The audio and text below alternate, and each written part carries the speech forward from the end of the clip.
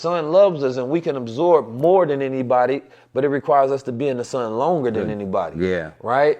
But during these times, we go through, vitamin D deficiencies. So understanding those cycles within reality helps us make sure that we can maintain our success, so we're not operating out of order and in an imbalance. But see, that's the point that I've mastered. When I took a person's birthday, I knew their high cycles, their low cycles, the cycles when they're in their best.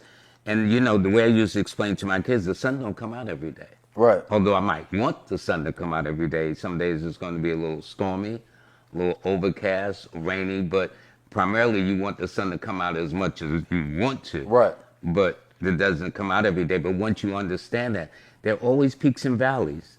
And the point is to understand when you're at your peak and to take advantage of it. So therefore, if you look at some of the things you've accomplished with your career, the things you're doing now will probably take place in winter of February, then late spring into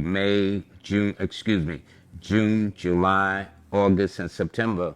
That's when you're kind of on your road. Peace, family.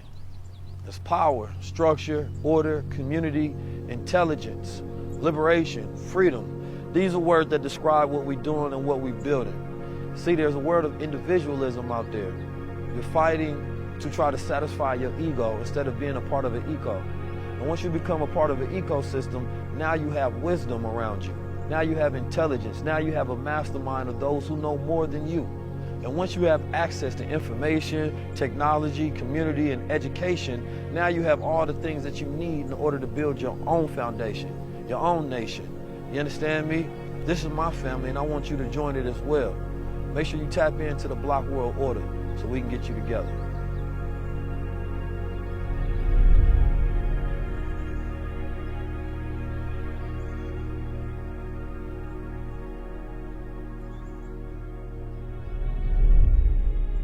So let me ask you, I know you've been hearing about Kanye West and Kyrie Irving in the news, Yes. right? Mm-hmm. Now, Kyrie Irving, his birthday is March 23rd, 1992. Yes. And Kanye West is June 8th, 1977. Mm-hmm. So what do you see in those numbers that's aligned with the controversy that they're going through right now? Well, 8 is always the number that is misunderstood.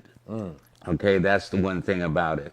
That's why I tell an 8 person, if they had to hang a motto over their door, it would be to know me is to love me. Muhammad Ali was also a number 8. Remember, he says, ain't no Vietnamese call me nigga. Yeah. Okay, what I'm saying? And they took his title, they took his money, but notice what happened, that the vindication came around. He stuck by his truth. So whether people like what Kanye say or not, I mean, there are certain realities that are factual. See, because people are entitled to their opinions, but not their facts. It's a whole different thing. Right. Now, Kyrie Irving, in fact, is a cardinal sign. A cardinal sign represents a change of the season, and he is in Aries. And so Aries are going to always, almost all the people that make the most impression on God's earth, they are the cardinal signs, which would be Aries, which would be Cancer, which would be Libra, which would be Capricorn. So, for example, if you look at Capricorns, all of the black historians are Capricorns. Dr. John Hope Franklin, Dr. Diop, Dr. John Henry Clark, Dr. Ida Van Sertima that I lectured with in Houston in Texas, Dr. Leonard Jeffries, all Capricorns. Yeah. You know what about the Honorable Minister Louis Farrakhan? His is May 11th, of course. Yes, he is under a fixed sign, okay? Fixed signs are very important. Malcolm X was a fixed sign. That means when people are focused, and you're a fixed sign. So that means when we are focused, even though we might get thrown off track, we always try to find a way to get back on and keep the mission. Yeah. That's basically what we do. The other signs are mutable. Mutable means they're very flexible, they're very fluid, like Pisces and Cancer, things like that. They're more fluid. But fixed signs and cardinal signs are the ones that tend to make the most impact on life stage, though. Right. See, that's why people always tell me, like, man, you just seem to know your purpose. That's focus. That's fixed. Yeah. It's just innate. It's not even something that I could change. That's my operation. That's something I want to change. Yeah. Right? Like, that's just understanding my mission on this planet Earth, right? And I've been looking at my numbers for a long time and just understanding, like, damn, from the birthday, from my birthplace, right, to the hospital I was born in, I remember early on looking at those numbers and be like, yo, all of this added up. Like, if my parents understand numerology, The numbers do add they would have up. known they had a special child when they had me. Well, see, here's how I look at it. The fact, if you look at the biological process of what it takes to impregnate one egg in a woman, millions and millions of sperms go after this one egg. That's a whole lot of competition. Yeah. But only one of those million will match up with the egg. That's a fact. So to me, that's why I look at everybody as special until you act out of character. I try to treat everybody the same way, knowing that all of us are special, knowing what the biological process is. And when you understand that, you can deal with a lot of people. Yeah. You know what I'm saying? But then it's how we are in this cycle. So people will say, well, Lloyd, how do you know when a number is good or bad? Just by their actions. Brother, if you're blocking people's blessings and you interfere with their lives, obviously you're not living on the best side of your number. But what happens is we are so much caught up into being influenced by influencers that we're so busy looking in somebody else's backyard, we need to look in our own backyard. Because you can't change who you are, so what you do is you make the most of it. So, for example, I remember I wanted to be real tall. And I says, well, Lloyd, this is it. So what you gonna do? So you make the best of what the Creator has given to each and every one of us. Every one of us are divinely special. It's just our attitudes towards each other that makes a difference. Right. I believe that 100%. I believe that, if human beings had the ability to appreciate who they are, right? Yeah. And not trying to be someone else. That's why comparison is the thief of joy, because you can never be who you comparison.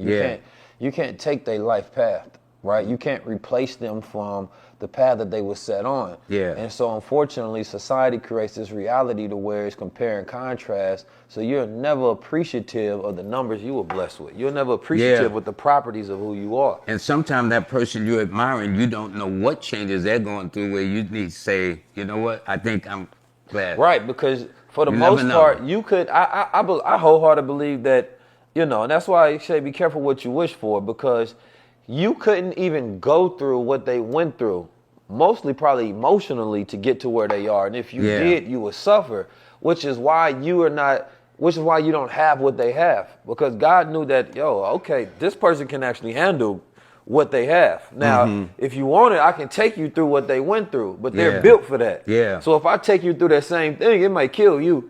Yeah, that's true. You understand me? Yeah. You may have such great stress and depression that you wouldn't enjoy nothing of what you have. Everybody is equipped differently. Right. But they've got us now in this society, at least the present day, of trying to emulate what this person is doing or what that person is doing, rather than trying to figure out, well, Lloyd, what am are I you doing? supposed to do? Yeah. Right. Yeah. Everybody has their role to play within the revolution. Yeah. Somebody may just be, you may just create the soundtrack to it. Right? Another person may actually draw up the plans for it. But if everybody plays their little parts and can fit it like a nice puzzle, it turns out to be a nice mosaic. And that's where I think that there is a value of understanding that, we may be different, but the role that we play can give us significance that can bring us to a level of equality. Right? But if you don't play your role and match the significance of your role, then we can never be equal. Because I'm playing my role, right, to its highest level of significance, right? So if your role is to paint the mural, right, but you do a halfly good job, you're not even playing into your role significance, right? But now you mad at me because I'm speaking for it, but I'm playing up mine to the T. I'm studying, I'm making sure that I can communicate at the highest level. So now I'm playing at the highest level of my role. That's putting in the work. Right. So that's what I want people to really take from this. Number one, the cycles. And number two, understanding your properties. Yeah. Right? Like each atom has a certain numerical property to it. So involved within us, we are made of billions and billions of atoms, right? And each one of these properties have a numerical value. And so that we are associated with the numerical frequency. And understanding the value of that frequency and the purpose of it allows you to be guided throughout life. You understand me? And I believe that if you want to multiply that frequency, all you have to do is add God to it. You understand me? And God will bring you like-minded individuals. Right, because that's that one. You understand Yeah. me? You already a zero. Just add a little God to it, and you good to go. Simple, ain't it? Right? It's simple. It's simple when you understand yourself. But I also realize I have the processing power to understand it, so I'm empathetic with people who don't. Yeah, but see, that's what 4 is. 4 is about logic. 4 is about foundations. Yeah. So when I deal with people in society a lot, leaders, figures, athletes, a lot of different people, and like you said, everybody don't want the truth, but that's what I come to give. Yeah. So yeah. and that could be at And you got to the be true to detriment of yourself friendship. as they want to be true to themselves. They can't have it both ways. Yeah. So that's because when we're friends with people, we often don't want them to tell us the highest truth. We want people to sugarcoat things. And I don't like to add sugar to everything. It's not to their advantage. It's really. not. Because I've learned from my older brother, when he used to tell me just raw truth, that's when I grew the most. Mm-hmm. Even though I didn't like it when I heard it. You understand me? And I questioned him and I fought him on it first. Yeah. Then I had to go back and all right, he presented this, and now I have to talk myself out of it. Mm-hmm. Right? So now I have to present a higher truth than the reasoning that he gave. Mm-hmm. And if I can't, then I have to add that on to who I am as a real truth. Mm-hmm. But it grew me because I seen parts of myself that he was able to observe that I wasn't observing. And I said, okay, let me just question and see if he was right. You can hate a person for telling you the truth, or you can love them. That's your opportunity. That's why youth and wisdom don't go together. Yeah. Old man for counsel, young man for war. Yeah. Because an older man now would say, well, why do I have to go into the army and shoot up somebody? A younger guy, you know, the way it is, we just gung-ho, we'll sign up and whatever the case is, pick up a gun. But then when you talk to men who are mature past 30s, 35, 40s, why do you want me to do this? Right. So we begin to question things. Right, question it. And my whole thing, too, when I have my shows, my philosophy is I teach people you either think for yourself or somebody will do your thinking for you. And believe me, and part of the problem now, I think, is we're so busy trying to follow this person and that person that we're not following our own spirit. Because God has given us a spirit and a brain just like everybody else. Right. Now, you've been on the Oprah show? Yes, 3 times. 3 times. What was it that Oprah was looking for or seen when she heard of you as a master? Well, what happens is I had appeared on an ABC show in New York, a guy named Regis Philbin and Kathy Lee. Oh, yeah, we know And her affiliates saw me in New York and flew me out to Chicago when she was there at that time. So how was it with, what's Oprah's number? She's January 29th. She's a 2. Now, the nature of 2s is they're touchy-feely. So she would be sitting next to a person and she would have them stand up and she would put their hands on it. But people ask, was that just fake? No, 2s are very touchy and tactile. That's their thing. So I'll always tell a 2 if they should have a hug twice a day. A hug twice a day? Yeah, definitely. And if not a physical hug, a word indirectly by saying, if it wasn't for you today, you saved the day. They wouldn't mind putting an extra hour, extra time, things of that nature. Yeah. The only 2 that's different is the 2 that's made of 2 1s, like an 11. There's the 2nd, there's the 20th, and then there's the 29th, like Oprah Winfrey. But when a person's born on the 11th, that's made of 2 fire numbers. So that's why their energies are different, which is why they refer to them as master numbers. And that's a money number? What is it? 6 and 8s are your money numbers. Okay. That's why China loves the 6s and the 8s. Okay. Now, what about February 26, 1877, that's Masterful Arthur Muhammad's birthday. He would be an 8. Now, 8 is a philosophical number. 8 is always associated with God, religion, faith. And in fact, if you talk to a Jewish person, they will tell you 26 is the number of Jehovah or God in numerology. See what I'm saying? 26 is also the number of the Secret Service, too. And in fact, they're down here in New York. It's at 26 Federal Plaza. But 8s are always very philosophical. 8 is God's number. They seem to be children of fate or destiny. If you talk to an 8 person, the person they married may not have been the person they had planned to marry, but as fate or destiny would happen, they do. So they refer even to Christ in the Bible as 888. You see what I'm saying? Versus the beast, which is 666 in Revelation. So speaking of relationships and numbers, right? Now, is there certain numbers that you should look for that you're compatible with? Ideally, yes. So, let's say, I'm not gonna use myself. Let's say a 9 person. A 9 person would do well with other fire numbers. 1 is a fire number, 3 is a fire number. Okay? So Because how do they each find number that? I know rules you an probably element. got it in your Yeah, book, because but each yeah. number is ruled by an element in nature. So the number 1 is ruled by the element of fire, which means passionate, proactive. The number 2 is ruled by the element of water, which means sensitive and intuitive. The number 3 is also ruled by the element of fire, which means they're very proactive and passionate about doing things. The number 4 and 5 are ruled by the air numbers, and those are two of your numbers are air. And see, I like your combination because you're the 415. 4 and 5 are your air numbers. 1 is your fire number. So therefore, there's a balance in your birthday because you got a blend of air and fire. They will tell you if there's a fire in the room, the one thing you don't do is open the windows or open the doors, okay, because it makes for combustion, okay? 6 is earth, very pragmatic, very grounded. 7 is water, which is spiritual, intuitive. 8 is also earth, and 9 is also fire. So the fire numbers are the 1s, 3, 9s. The air numbers are the 4 and the 5. The water numbers are the 2 and the 7s. And the earth numbers are the 6 and the 8s. Now, does that affect the type of relationships you have? So there's a large conversation about like polygamy and monogamy, right? Are there certain numbers that are automatically aligned with monogamy, and there are certain numbers that align more with polygamous relationship types? I hadn't thought of it that way. I was thinking of number 1s because number 1s are very individualistic, and number 1s normally set the stage or the pattern. So the fact that you carry 19 as your name, as your identification, means that and when I say that, it's not just in multiple wives, but just teamworks of partners, captains and whatnot that you would have involved. See what I'm saying, like that. Right, collaboration. Sixes is more like, 2s and 6s are more like for family.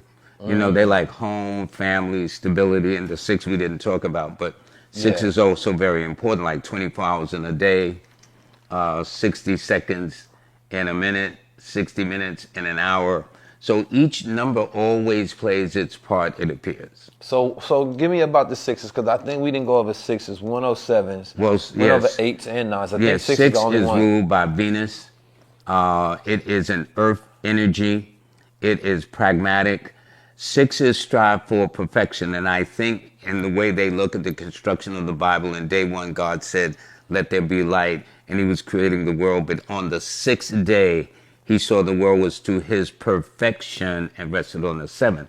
So I noticed that people born on the 6th, the 15th, or the 24th, they are very hard on themselves. You know what I'm saying? Especially the women. Oh, you should have did this, you should have did that. But we're all human. And being human, you're going to make mistakes. You're going to have your moments. When I do my live shows, I made some boo-boos. But, I don't do it deliberately, but it happens. Right. So I want to talk about the Chaldean approach a bit. You understand me? Specifically when it comes to the Chaldean number values. Well, here's the thing. The system that goes from 1 to 9 is the Pythagorean system. That philosophy or school of thought says you should take the name a person is given at birth. So if you just presented a brand new baby to me and Lloyd, this is the full name of the baby, I'd use that. I like the Pythagorean system is called modern numerology. The Chaldean system, though, is referred to as mystic numerology. Right. That's far, far older. It only goes from 1 to 8, which is why I rejected it when I first started it for many years. But yet it is more accurate. Listen, they both get you to the same destination. Right. It's just what call you take. You get to the same ride. But I like the Chaldean because the Chaldean says you take the name you're most known by. You're known by 19 keys. Now, whatever your original name is at birth or you use, that's one thing. So like when I was working at a radio station in New York, my program director, he had used his middle name as his first name and swore never, ever, ever to reveal it. So if I had to go by the Pythagorean system, how am I going to get it? Like, Mark, listen, man, I'm supposed to use your original name. He says, no, I ain't going to tell nobody. So you take the name the person used the most. So I always use the Chaldean system now. Right. But when I teach numerology, as I've done in my classes and colleges and stuff like that, I teach the 1 to 9 method because it's more simple to associate the letters to the numbers. Now, is Friday the 13th because I just looked at my name, my real name is, or my given name rather, is a 9. Okay. Right, so I thought I was looking at through the Chaldean system, it still comes up to a 9. You know what I mean? Well, then that's nice, because that means in both systems and see, in the Chaldean system, 9 was held with such respect, such honor. They didn't even include the 9. But if your name added to a 9, then that even represented a lot of power, because 9 is one of those numbers, whether you add a number to it or subtract a number to it, the root number is still going to be the same. So if I say 9 plus 5, that's 14. But if I add 14, it's back to the root number of 5 again. Yeah. You see what I'm saying? So it has one of those interesting dynamics to the nature of the number 9. So that's how I'm seeing that. But no matter how you do it, these numbers will guide you. And did we talk about the number 9? Because that is ruled by the planet Mars. I don't think we went deep on the number 9. 9, you can't go any higher than 9. 9 is a humanitarian number. 9 is universal, global, international, inspirational, motivational, bring out the best of people. 9s like to be the master of their fate, though, and the captain of their ship. Yeah. 9s don't take orders well. 9s, I explain when I see a 9 person, they think they're the greatest thing since ice cream. Now, my name adds up to a 9. Of my 3 sons, all their first names are 9s. Yeah. Because I want them to be men, not males, men. There's a big difference. I like that. First of all, I want to thank you for being here, man. I think you provided a lot of Thank you very much, too. With these systems and a lot of this information, man.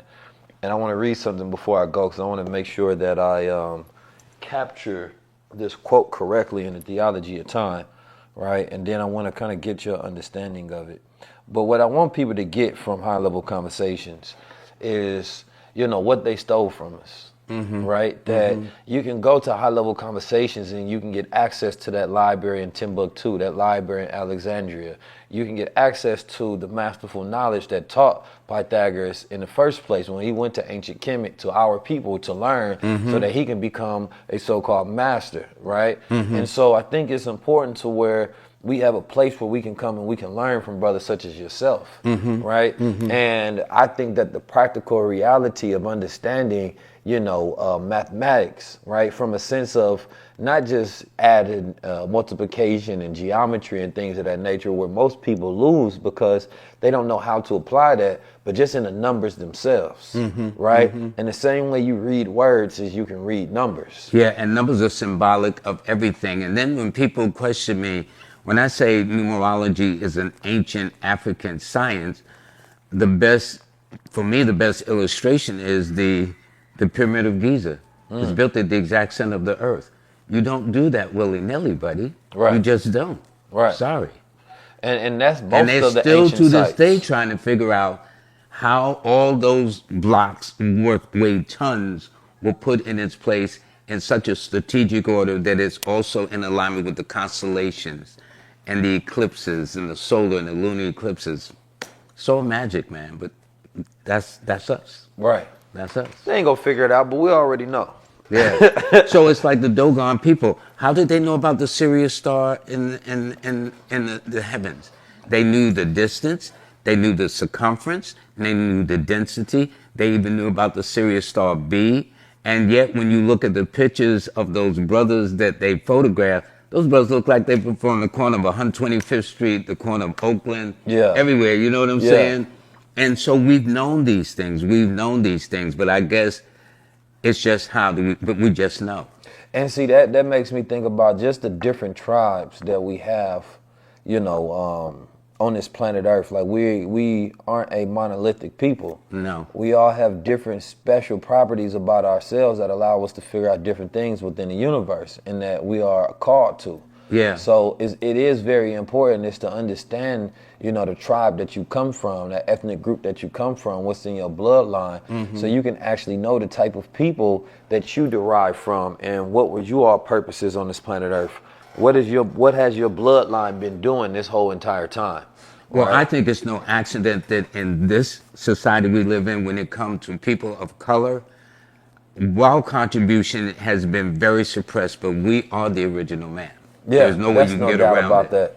And we have created everything. So, for example, when I went to Greece, I visited Egypt, Cairo, then I went to Egypt. And if you saw the museums there versus the Cairo Museum, you would see why they all went into Egypt to study. Yeah. They came back the father of this and the father of that. Right. How could Pythagoras going to be the father of numerology of studying in Egypt for 20-something odd years? How can that be? You know, and so that's why once I learned where he went to study, and it was on the African continent, because if you ask the logical question, well, where's Egypt? Because don't forget, Europe wanted to move Egypt over into Europe until Dr. Diab squashed that. You know what I'm saying? So all these things are... So yes. Do you spend a lot of time alone? I like to. Yeah. Yeah. You introverted? Mm-hmm. Yeah. Yeah. Yeah. See, that's I'm very private. That's part of that personality type of being a mathematical thinker, right? To be an observer, you have to spend time alone. I do. Right, and it helps manifest